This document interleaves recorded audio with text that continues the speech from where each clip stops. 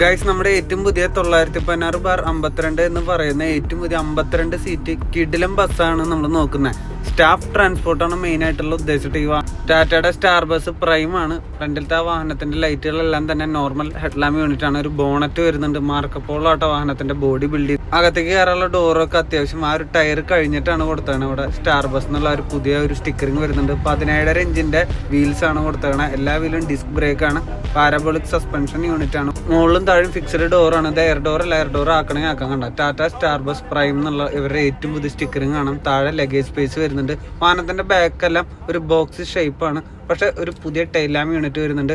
Reverse സെൻസറുകളാട്ടോ ഇവിടെ.